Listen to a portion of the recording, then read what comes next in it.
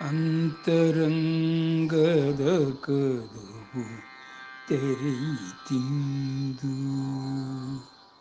ಎನಿತು ಜನ್ಮದ ಫಲದ ಪ್ರಾಪ್ತಿಯಾಯಿತು ಎನಗೆ. ಅಂತರಂಗದ ಕದವು ತೆರೆಯಿತಿಂದು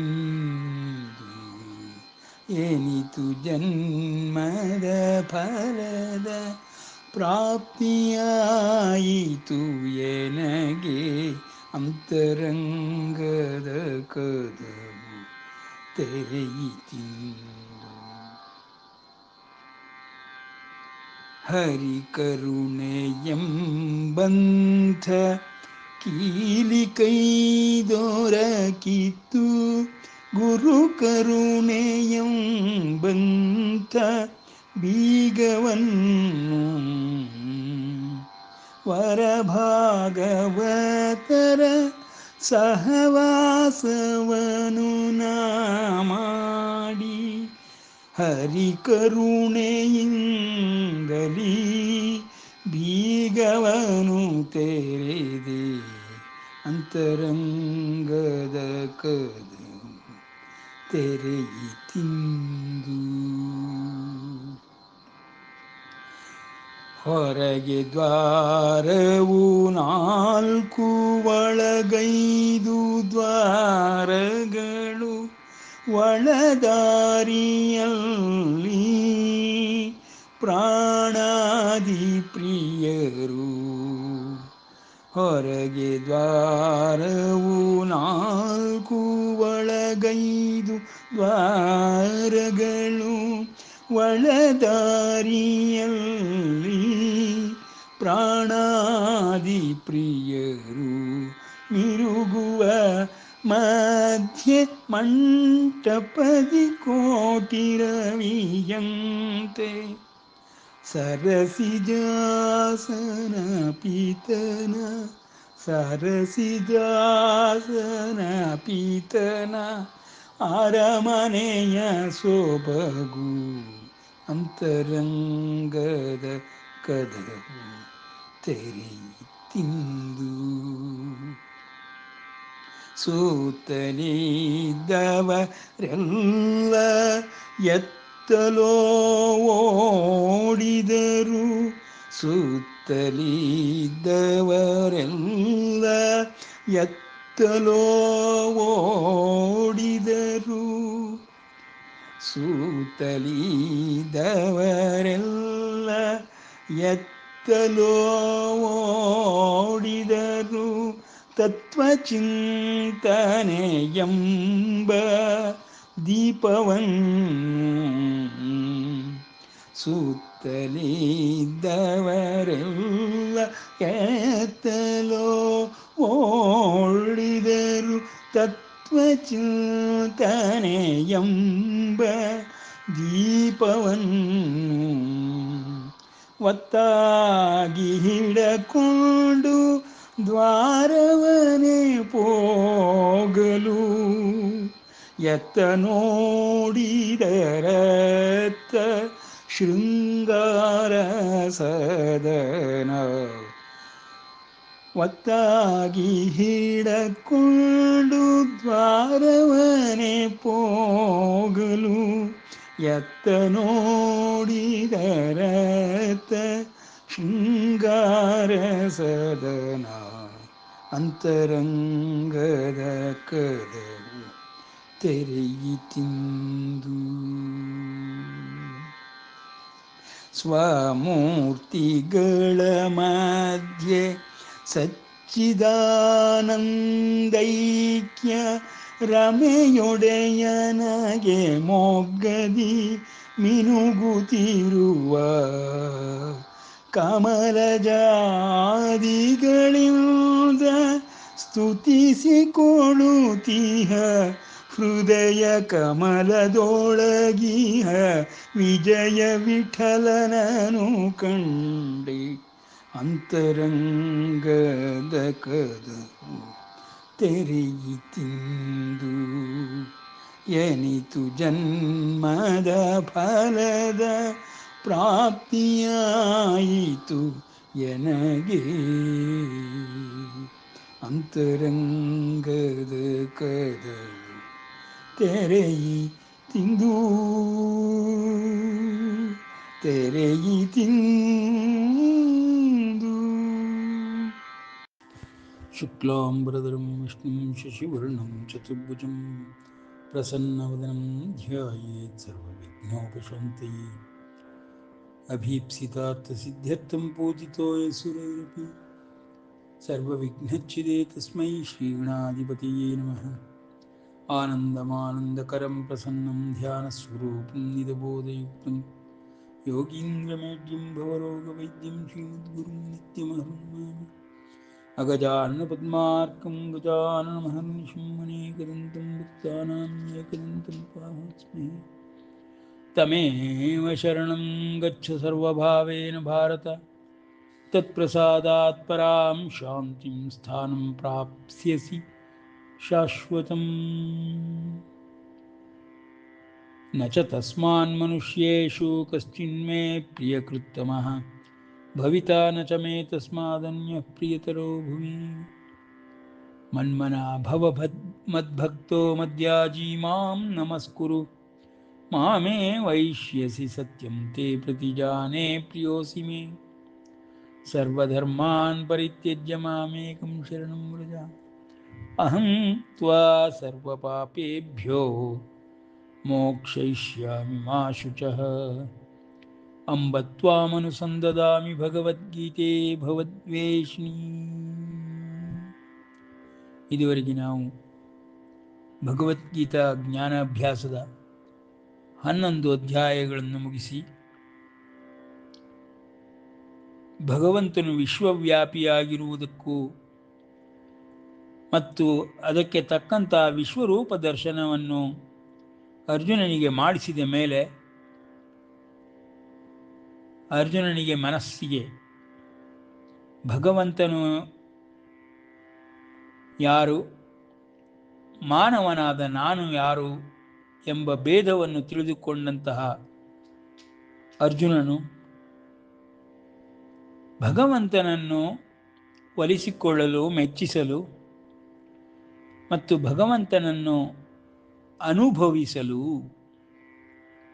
ಸರ್ವಾಂತರ್ಯಾಮಿಯಾಗಿರುವಂತಹ ಸರ್ವ ಹೃದಯದಲ್ಲಿ ಕುಳಿತುಕೊಂಡು ಅಂತರಾತ್ಮನಾಗಿರುವಂತಹ ಭಗವಂತನನ್ನು ಒಲಿಸಿಕೊಳ್ಳುವ ಬಗೆಗಳನ್ನು ಯೋಗ ಮತ್ತು ಕರ್ಮಯೋಗ, ಧ್ಯಾನಯೋಗ, ಜ್ಞಾನಯೋಗಗಳ ಮೂಲಕ ತಿಳಿಸಿಕೊಟ್ಟ ನಂತರ ಈಗ ಪರಮಾತ್ಮನನ್ನು ಸೇರಲು ಯಾವ ರೀತಿ ಭಕ್ತಿಯನ್ನು ಮಾಡಬೇಕು ಎಂಬುದನ್ನು ತಿಳಿಸುತ್ತಾ ಭಕ್ತಿಯೋಗವನ್ನು, ಸರ್ವಶ್ರೇಷ್ಠವಾದ ಮಾರ್ಗವನ್ನು, ಸಕಲರಿಗೂ ಸುಲಭವಾಗಿರುವಂತಹ ಈ ಭಕ್ತಿ ಮಾರ್ಗವನ್ನು ಪ್ರತಿಯೊಬ್ಬರಿಗೂ ಪರಿಚಯಿಸುವ ಪರಮಾತ್ಮನ ಸೋಪಾನಗಳು, ಭಕ್ತಿ ಮಾರ್ಗದ ಸೋಪಾನಗಳು, ಭಗವಂತನನ್ನು ತಲುಪುವುದಕ್ಕೆ ಇರುವಂತಹ ಹಲವಾರು ಮಾರ್ಗಗಳು ಎಂಬುದನ್ನು ವಿಶದೀಕರಿಸುತ್ತಾ ಭಕ್ತಿಯೋಗವನ್ನು ಪರಮಾತ್ಮನು ಅರ್ಜುನನಿಗೆ ಉಪದೇಶಿಸಲು ಆರಂಭಿಸಿದ್ದಾನೆ. ಇಂತಹ ಸಂದರ್ಭದಲ್ಲಿಯೂ ಅರ್ಜುನನು ಅವನಿಗಿರುವಂತಹ ಅನುಮಾನಗಳನ್ನು ಪರಿಹರಿಸಬೇಕೆಂದು ಭಗವಂತನಲ್ಲಿ ಬೇಡಿಕೊಳ್ಳುತ್ತಾನೆ. ಹೌದು, ನಿರ್ಗುಣ ನಿರಾಕಾರನಾದಂಥ ನಿನ್ನನ್ನು ಪೂಜಿಸಲು, ಭಕ್ತಿಯನ್ನು ಮಾಡಲು, ಸ್ಮರಿಸಲು, ಒಲಿಸಿಕೊಳ್ಳಲು ಯಾವ ರೀತಿಯ ಪ್ರಯತ್ನಗಳನ್ನು ಯೋಗಿಯೊಬ್ಬನು ಮಾಡುತ್ತಾನೆಯೋ ಅಂತಹ ಯೋಗಿಗೆ ಭಕ್ತಿ ಮಾರ್ಗವು ಹೇಗೆ ಸುಲಭ ಸಾಧ್ಯವಾಗುತ್ತದೆ? ಯಾವುದು ಶ್ರೇಷ್ಠವಾದುದು? ನಿರ್ಗುಣ ನಿರಾಕಾರ ಸ್ವರೂಪನಾದ ನಿನ್ನನ್ನು ಅರಸಿ ಧ್ಯಾನ ಮಾರ್ಗದಿಂದ ಬರುವುದು ಸರಿಯೋ, ಸಗುಣ ಸಾಕಾರನಾದ ನಿನ್ನನ್ನು ಅರಸುತ್ತಾ ಭಕ್ತಿಯನ್ನು ಮಾಡುವುದು, ನಿನ್ನನ್ನು ಒಲಿಸಿಕೊಳ್ಳುವುದು ಸರಿಯೋ ಯಾರು ಶ್ರೇಷ್ಠರೋ, ಯಾವ ಮಾರ್ಗವು ಶ್ರೇಷ್ಠವು ಎಂಬುದಾಗಿ ಅರ್ಜುನನು ಅನುಮಾನಗಳನ್ನು ವ್ಯಕ್ತಪಡಿಸಲು,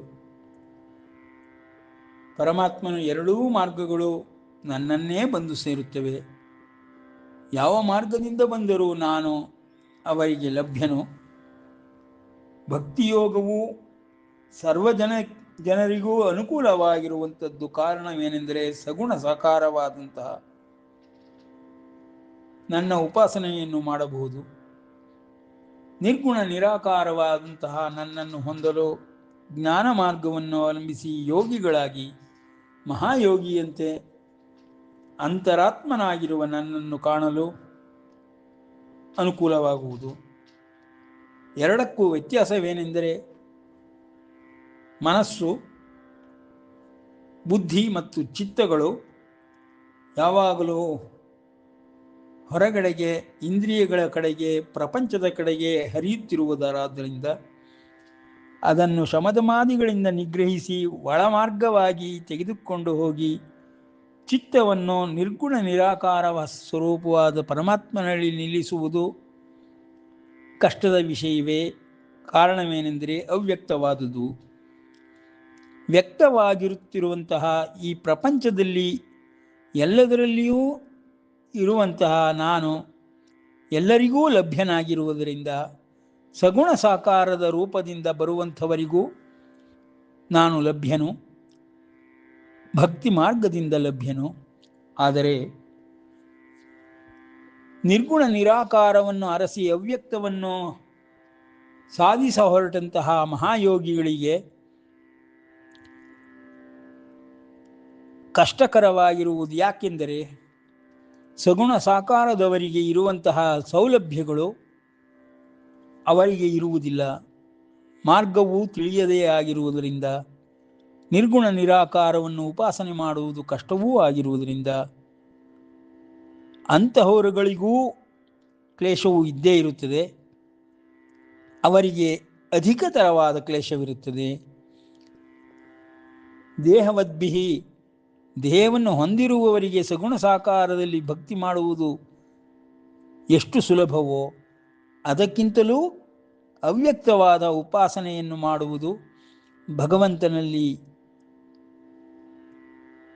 ನಿರ್ಗುಣ ನಿರಾಕಾರದ ರೂಪದಿಂದ ಅವನನ್ನು ಧ್ಯಾನಿಸಿ ಪಡೆಯುವುದು ಅಧಿಕತರವಾದ ಕಷ್ಟವನ್ನು ಕೊಡುತ್ತದೆ ಅರ್ಜುನ. ಆದುದರಿಂದ ಜ್ಞಾನ ಮಾರ್ಗವೇ ಕಷ್ಟಕರವಾದದ್ದು. ಭಕ್ತಿ ಮಾರ್ಗವು ಅತ್ಯಂತ ಸುಲಭವಾಗಿರುವುದು. ಕಾರಣವೇನೆಂದರೆ ಪ್ರತಿಯೊಬ್ಬರಿಗೂ ಸಗುಣ ಸಾಕಾರದಲ್ಲಿ ಬಹಳ ಬೇಗ ಅನುಕೂಲಗಳು ಉಂಟಾಗುತ್ತದೆ ಎಂಬುದಾಗಿ ಪರಮಾತ್ಮನು ಎರಡೂ ತನ್ನನ್ನೇ ಸೇರುವುದೆಂಬ ಅಭಯವನ್ನು ಕೊಟ್ಟರು. ಒಂದಕ್ಕಿಂತ ಒಂದು ಕಷ್ಟವೆಂದು ಹೇಳುತ್ತಾನೆ. ಸಗುಣ ಸಾಕಾರವೂ ಕಷ್ಟಮಯವಾಗಿದ್ದರೂ ಅಧಿಕತರವಾದ ಕಷ್ಟವು ಜ್ಞಾನ ಮಾರ್ಗದಿಂದ ಹೋಗುವಂತಹ ಮಹಾಯೋಗಿಗಳಿಗೆ ಉಂಟಾಗುತ್ತದೆ. ಆದುದರಿಂದ ಎರಡೂ ಮಾರ್ಗಗಳು ನನ್ನನ್ನೇ ಸೇರುತ್ತವಾದರೂ ಸಗುಣ ಸಾಕಾರವನ್ನು ಆರಿಸಿಕೊಂಡಂಥವರು ನನ್ನನ್ನು ಬಹಳ ಬೇಗ ಸೇರುವುದಕ್ಕೆ ಅನುಕೂಲಕರವಾಗಿರುವಂತಹ ವಾತಾವರಣವನ್ನು ನಾನೇ ಅವರಿಗೆ ಮಾಡಿಕೊಟ್ಟು ಅನುಕೂಲವನ್ನು ನಾನೇ ಮಾಡಿಕೊಡುವುದರಿಂದ ನಾನು ಅವರಿಗೆ ಸಹಾಯಕನಾಗಿರುತ್ತೇನೆ. ಮಹಾಯೋಗಿಗಳಿಗೂ ಸಹಾಯಕನಾಗಿದ್ದರೂ ಅವರು ತಮ್ಮ ಸ್ವಪ್ರಯತ್ನದಿಂದ ಯೋಗವನ್ನು ಸಾಧನೆ ಮಾಡಿ ಜ್ಞಾನ ಮಾರ್ಗವನ್ನು ಅನುಸರಿಸುತ್ತಾ ನಿರ್ಗುಣ ನಿರಾಕಾರದ ಉಪಾಸನೆಯನ್ನು ಮಾಡುವವರಾದ್ದರಿಂದ ಅವರಿಗೆ ನನ್ನ ಅವಶ್ಯಕತೆ ಅಷ್ಟು ಸುಲಭವಾಗಿ ದೊರಕುವುದಿಲ್ಲ, ಸೌಲಭ್ಯವಿರುವುದಿಲ್ಲ. ಸಗುಣ ಸಾಕಾರದ ಉಪಾಸನೆ ಮಾಡುವವರಿಗೆ ಅತ್ಯಂತ ಸೌಲಭ್ಯಗಳು ನನ್ನಿಂದ ಒದಗಿ ತೇಷಾಮಹಂ ಸಮುದ್ಧರ್ತ. ಯಾರು ಸಗುಣ ಸಾಕಾರದಲ್ಲಿ ಉಪಾಸನೆ ಮಾಡುವರೋ ಅಂಥವರಿಗೆ ತೇಷಾಮಹಂ ಸಮುದ್ಧರ್ತ, ಅಂತಹ ಭಕ್ತಿ ಮಾರ್ಗದಲ್ಲಿ ಬರುತ್ತಿರುವಂಥವರಿಗೆ, ಸಗುಣ ಸಾಕಾರ ಉಪಾಸನೆಯನ್ನು ಮಾಡುವವರಿಗೆ ನಾನು ಕೈ ಹಿಡಿದು ದಾಟಿಸುತ್ತೇನೆ, ಉದ್ಧರಿಸುತ್ತೇನೆ. ಅಂತಹ ಭಕ್ತರನ್ನು ಉದ್ಧರಿಸುತ್ತೇನೆ. ಯೋಗಿಗಳಾದರೆ ಅವರ ಒಂದು ಸ್ವಯಂ ಅನುಷ್ಠಾನ ಅನುಸಂಧಾನಗಳ ಮೇಲೆ ಇರುವ ಆತ್ಮವಿಶ್ವಾಸವು ನಿರ್ಗುಣ ನಿರಾಕಾರದಲ್ಲಿ ಇರುವುದರಾದ್ದರಿಂದ ಸಗುಣ ಸಾಕಾರದವರಿಗೆ ನನ್ನ ಸೌಲಭ್ಯ ಬಹಳ ಹತ್ತಿರವಾಗಿರುತ್ತದೆ, ಸುಲಭವಾಗಿ ದೊರಕುತ್ತದೆ. ಆದುದರಿಂದ ಭಕ್ತಿಯೋಗದಲ್ಲಿ ಜ್ಞಾನಿಗಳಿಗಿಂತಲೂ ಭಕ್ತಿಯೋಗವನ್ನು ಮಾಡುವಂತಹ ಎಲ್ಲ ರೀತಿಯ ಜನಗಳಿಗೂ ಎಲ್ಲ ರೀತಿಯ ಭಕ್ತರಿಗೂ ನನ್ನ ಸಹಕಾರ ಇರುತ್ತದೆ. ತೇಷಾಮಹಂ ಸಮುದ್ಧರ್ಥ ಮೃತ್ಯು ಸಂಸಾರ ಸಾಗರಾತ್ ಭವಾಮಿನ ಚಿರಾತ್ ಪಾರ್ಥ ಮಯ್ಯ ವೇಷಿತ ಚೇತಸಾಂ. ಆದ್ದರಿಂದ ಕ್ಲೇಶೋಧಿಕತರಸ್ತೇಷಾಂ ಅವ್ಯಕ್ತಾಸಕ್ತಚೇತಸಾಂ. ಅವ್ಯಕ್ತವಾದುದರಲ್ಲಿ ಆಸಕ್ತರಾದಂತಹ ಚೇತಸರಿಗೆ ಕ್ಲೇಶವು ಅಧಿಕತರವಾಗಿರುತ್ತದೆ. ಯಾರಿಗಿಂತ ಅಧಿಕತರವಾಗಿರುತ್ತದೆ? ಸಗುಣ ಸಾಕಾರ ಉಪಾಸನೆಯನ್ನು ಮಾಡುವವರಿಗಿಂತ ಅಧಿಕತರವಾದಂತಹ ಕ್ಲೇಶವು ನಿರ್ಗುಣ ನಿರಾಕಾರದ ಉಪಾಸನೆ ಮಾಡುವವರಿಗೆ ಉಂಟಾಗುತ್ತದೆ. ದೇಹವನ್ನೇ ನಂಬಿಕೊಂಡು ಸಗುಣ ಸಾಕಾರವನ್ನು ಮಾಡುವಂಥವರಿಗೆ ನಾನು ಉದ್ಧರಿಸುತ್ತೇನಾದ್ದರಿಂದ ಅವರಿಗೆ ಇನ್ನೂ ಸೌಲಭ್ಯವು ಅನುಕೂಲವಾಗಿಯೇ ಪರಿಣಮಿಸುತ್ತದೆ. ಆದರೂ ಎರಡೂ ಥರದ ಸಾಧನೆಗಳಿಂದ ನನ್ನನ್ನೇ ಹೊಂದಬಹುದು ಎಂಬುದಾಗಿ ಸಗುಣ ಸಾಕಾರದ ಭಕ್ತಿಯೋಗವನ್ನು ಎತ್ತರದಲ್ಲಿಟ್ಟು ಪರಮಾತ್ಮನು ಜ್ಞಾನಿ ಭಕ್ತನಾಗುವುದೇ ಸರ್ವಶ್ರೇಷ್ಠವೆಂಬುದಾಗಿ ಹೇಳುತ್ತಾರೆ. ತೇಷಾಮಹಂ ಸಮುದ್ಧರ್ಥ ಮೃತ್ಯು ಸಂಸಾರ ಸಾಗರಾತ್. ಚಕ್ರದಂತೆ ಸುತ್ತುತ್ತಿರುವಂತಹ ಹುಟ್ಟು ಸಾವುಗಳ ಮಧ್ಯದಲ್ಲಿ ಸಿಲುಕಿರುವಂತಹ ಪ್ರತಿ ಜೀವಾತ್ಮನನ್ನು ನಾನು ಕೈ ಹಿಡಿದು ಉದ್ಧರಿಸುತ್ತೇನೆ. ಆದ್ದರಿಂದ ಭವಾಮಿನ ಚಿರಾತ್ಪಾರ್ಥ ಮಯ್ಯ ವೇಷಿತ ಚೇತಸಾಂ. ನನ್ನಲ್ಲೇ ಅವಲಂಬನೆಯನ್ನು ಆಶ್ರಯವನ್ನು ಪಡೆಯುವಂತಹ ಸಗುಣ ಸಾಕಾರ ಭಕ್ತರಿಗೆ, ಜ್ಞಾನಿ ಭಕ್ತರಿಗೆ ನಾನು ಪರಮ ಸೌಲಭ್ಯವನ್ನು ಕರುಣಿಸಿಕೊಡುತ್ತೇನೆ. ಹಾಗೆಂದರೆ ಅವರುಗಳು ಜ್ಞಾನ ಮಾರ್ಗದಲ್ಲಿ ಹೋಗುವವರು ಪರಮಾತ್ಮನನ್ನೇ ಸೇರುತ್ತಾರಾದರೂ ಅವರಿಗೆ ಆತ್ಮವಿಶ್ವಾಸ ಅತ್ಯಂತ ಅವಶ್ಯಕವಾದಂತಹ ವಸ್ತುವಾಗಿರುತ್ತದೆ. ಅವರು ನಿರ್ಗುಣ ನಿರಾಕಾರ ಉಪಾಸನೆಯನ್ನು ಮಾಡುವವರಾಗಿರ್ತಾರೆ. ಹಾಗಾಗಿ ಸಗುಣ ಸಾಕಾರದ ಉಪಾಸನೆ ಮಾಡುವುದು ಅತ್ಯಂತ ಸುಲಭವಾದ್ದರಿಂದ ಭಕ್ತರಿಗೆ, ಜ್ಞಾನಿ ಭಕ್ತರಿಗೆ ನಾನು ಪರಮ ಸೌಲಭ್ಯವನ್ನು ಒದಗಿಸಿಕೊಡುತ್ತೇನೆಂಬುದಾಗಿ ಹೇಳುವ ಮೂಲಕ ಇಬ್ಬರೂ ನನ್ನನ್ನೇ ಸೇರುತ್ತಾರೆಂದು ಪರಮಾತ್ಮನು ಭಕ್ತರನ್ನು ಒಂದು ಸ್ತರ ಮೇಲೆ ಇಟ್ಟು ಜ್ಞಾನಿ ಭಕ್ತರನ್ನು, ಯೋಗಿಗಳನ್ನು ನನ್ನ ಭಕ್ತರಾಗುವುದರಿಂದಲೇ ಅನುಕೂಲಗಳನ್ನು ಮಾಡಿಕೊಳ್ಳಬಹುದು ಎಂಬುದಾಗಿ ಪರಮಾತ್ಮನು ಭಕ್ತಿ ಯೋಗವನ್ನು ಶ್ರದ್ಧೆ, ಜ್ಞಾನ, ಭಕ್ತಿ ಎಲ್ಲವೂ ಸೇರಿ ಇಲ್ಲಿ ಕೆಲಸ ಮಾಡುತ್ತದೆ. ಆದ್ದರಿಂದ ಸಗುಣ ಸಾಕಾರವು ಸುಲಭವಾದುದರಿಂದ ಭಕ್ತಿ ಯೋಗವನ್ನು ಮುಂದುವರಿಸಬೇಕೆಂದು, ಎಲ್ಲರಿಗೂ ಅನುಕೂಲಕರವಾಗಿರುವುದೆಂದು ತಾನೇ ಅವರನ್ನು ದಾಟಿಸುತ್ತೇನೆಂಬುದಾಗಿಯೂ ಅಭಯವಾಕ್ಯವನ್ನು ಕೊಡುತ್ತಿದ್ದಾನೆ. ಆದುದರಿಂದ ಅರ್ಜುನ, ಮಯ್ಯೇವ ಮನ ಆಧತ್ಸ್ವ, ಮಯಿ ಬುದ್ಧಿಂ ನಿವೇಶಯ, ನಿವಸಿಷ್ಯಸಿ ಮಯ್ಯೇವ ಅತ ಊರ್ಧ್ವಂ ನ ಸಂಶಯ. ನೋಡಪ್ಪ, ನನ್ನ ಸಗುಣ ಸಾಕಾರವನ್ನು ಧ್ಯಾನ ಮಾಡುವುದಾಗಲಿ, ಸ್ಮರಣೆ ಮಾಡುವುದಾಗಲಿ, ನನ್ನ ನಾಮಸ್ಮರಣೆ ಮಾಡುವುದಾಗಲಿ, ನನ್ನ ರೂಪ ಧ್ಯಾನಗಳನ್ನು ಮಾಡುವುದಾಗಲಿ ಸುಲಭವಾದುದರಿಂದ ನನ್ನಲ್ಲಿಯೇ ನಿನ್ನ ಮನಸ್ಸು, ಬುದ್ಧಿ ಮತ್ತು ಚಿತ್ತಗಳನ್ನು ನೆಲೆ ನಿಲ್ಲಿಸು. ಆಗ ನಿನಗೆ ಅನುಕೂಲಕರವಾಗಿ ಎಲ್ಲವೂ ನನ್ನಿಂದಲೇ ಕೊಡಲ್ಪಡುತ್ತದೆ. ಜ್ಞಾನಿಗಳಿಗಾದರೆ ಅವರೇ ಸ್ವಯಂ ಎಲ್ಲವನ್ನು ಪಡೆದುಕೊಳ್ಳಬೇಕಾಗುತ್ತದೆ. ಈ ರೀತಿಯ ಭಕ್ತಿ ಮಾರ್ಗವನ್ನು ಹಿಡಿದವರಿಗೆ ಸಗುಣ ಸಾಕಾರದ ಅವಲಂಬನೆ ಇರುವುದರಿಂದ ನನ್ನ ಸಹಾಯವು ಅವರುಗಳಿಗೆ ಸದಾ ಇದ್ದೇ ಇರುತ್ತದೆ, ಇದೇ ಸುಲಭವಾಗಿ ಕಾಣಿಸುತ್ತದೆ ಎಂಬುದಾಗಿ ಪರಮಾತ್ಮನು ಭಕ್ತಿ ಮಾರ್ಗವನ್ನು ಭಕ್ತರನ್ನು ಒಂದು ಸ್ತರ ಮೇಲೆ ಎಂಬುದಾಗಿ ಹೇಳುತ್ತಾನೆ.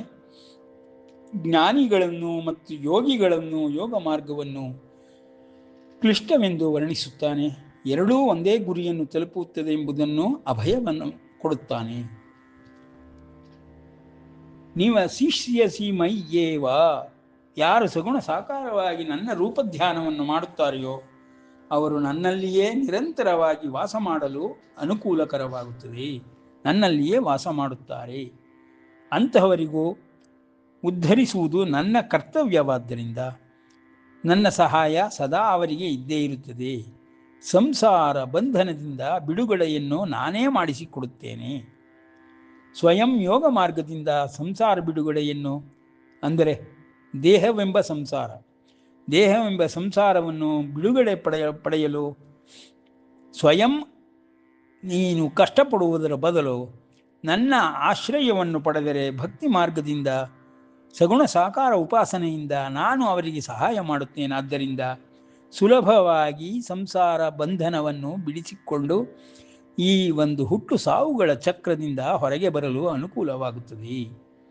ಅತ ಊರ್ಧ್ವಂ ನ ಸಂಶಯ, ಅಂತಹವರಿಗೆ ಉದ್ಧರಿಸುವುದಕ್ಕೆ ಮಾರ್ಗ ನನ್ನಿಂದಲೇ ಮಾಡಿಕೊಡುವುದಾದ್ದರಿಂದ ಸಂಶಯವೇ ಇರುವುದಿಲ್ಲ, ಕಷ್ಟವೂ ಆಗುವುದಿಲ್ಲ ಎಂಬುದಾಗಿ ಪರಮಾತ್ಮನು ಎರಡೂ ಮಾರ್ಗಗಳನ್ನು ವರ್ಣಿಸುತ್ತಾ ಒಂದರ ಹಿರಿಮೆಯನ್ನು, ಒಂದರಲ್ಲಿರುವ ಕಷ್ಟವನ್ನು, ಅಧಿಕತರವಾದ ಕಷ್ಟವನ್ನು ತಿಳಿಸಿ ಹೇಳುತ್ತಿದ್ದಾನೆ.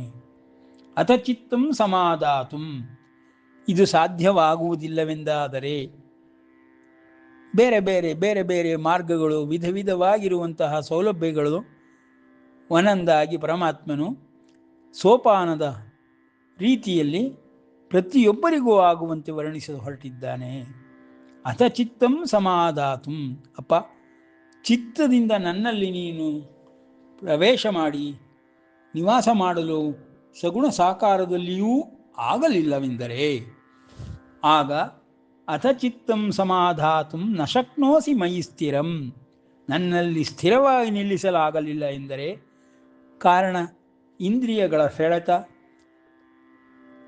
ಹಲವಾರು ಬಗೆಯ ಸಾವಿರಾರು ವಿಷಯಗಳ ಆಕರ್ಷಣೆ, ನನ್ನಲ್ಲಿ ನೀನು ಸದಾ ಭಕ್ತಿಯನ್ನು ಮಾಡಲಾಗದಿದ್ದರೆ ಅದಕ್ಕೆ ಉಪಾಯವಾಗಿ ಅಭ್ಯಾಸ ಯೋಗೇನ ತಥೋ ಮಾಮಿಚ್ಛಾಪ್ತುಂ ಧನಂಜಯ, ಅಭ್ಯಾಸ ಯೋಗವನ್ನು ಮಾಡುವವನಾದರೆ ಯೋಗ ಮಾರ್ಗವೆಂಬುದಾಗಿ ಏನು ನೀನು ಕಷ್ಟಪಡಬೇಕಾದ್ದಿಲ್ಲ.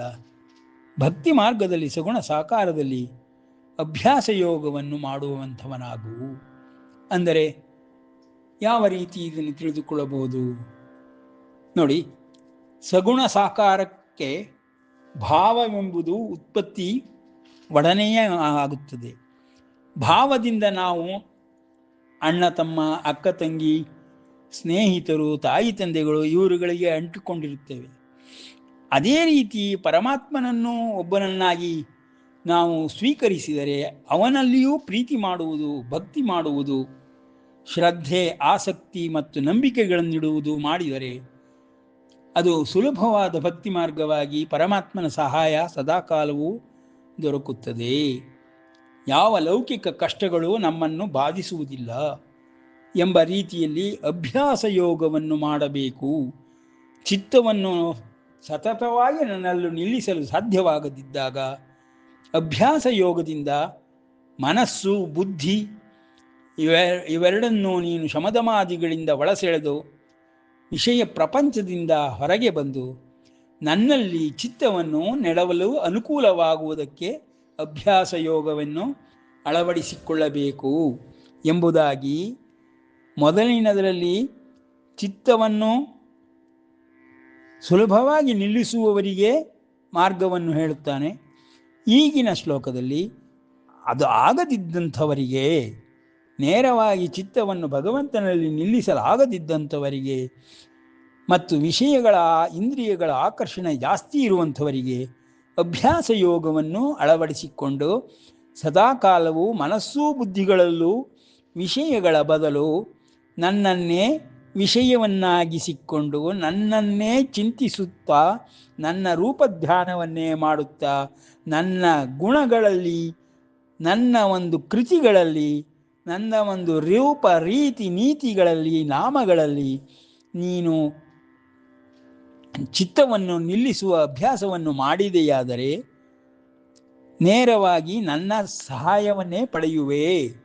ಇದು ಎರಡನೆಯ ಸ್ತರವಾಗಿರುವುದು ಎಂಬುದಾಗಿ ಪರಮಾತ್ಮನು ಸಗುಣ ಸಾಕಾರದಲ್ಲಿಯೂ ಚಿತ್ತವನ್ನು ನೇರವಾಗಿ ಅವನಲ್ಲಿ ನಿಲ್ಲಿಸುವುದನ್ನು ಯೋಗಿಗಳಿಗೂ ಸಹಾಯವಾಗುವಂತಹ ಆ ಒಂದು ಭಕ್ತಿ ಯೋಗವನ್ನು ಜ್ಞಾನಿ ಭಕ್ತರಿಗೆ ಸಿಕ್ಕುವಂಥದ್ದನ್ನು ಹೇಳಿದ ನಂತರದಲ್ಲಿ ಎರಡನೆಯ ಸ್ತರದಲ್ಲಿ ಜ್ಞಾನಿ ಭಕ್ತರಾಗದೆ ವಿಷಯಾಕರ್ಷಣೆಯಿಂದ, ಸೆಳೆತಗಳಿಂದ, ಲೌಕಿಕವಾಗಿ ಲೌಕಿಕ ಪ್ರಪಂಚದಲ್ಲಿ ದೇಹದಿಂದ ಬಂಧಿಸಲ್ಪಟ್ಟು ಯಾರು ಕಷ್ಟಪಡುತ್ತಿರುತ್ತಾರೋ ಅಂತಹವರುಗಳಿಗೂ ಎಲ್ಲ ವ್ಯಕ್ತಿಗಳು, ಎಲ್ಲ ವಿಷಯಗಳ ಜೊತೆಯಲ್ಲಿ ಭಗವಂತನನ್ನು ಒಂದು ವಿಷಯ, ಒಂದು ವ್ಯಕ್ತಿಯನ್ನಾಗಿ ಇಟ್ಟುಕೊಂಡು ಭಾವ ಸಂಬಂಧವನ್ನು ಹೊಂದುವುದರಿಂದ ನನ್ನೆಡೆಗೆ ಬರಲು ಅನುಕೂಲವಾಗುವುದು.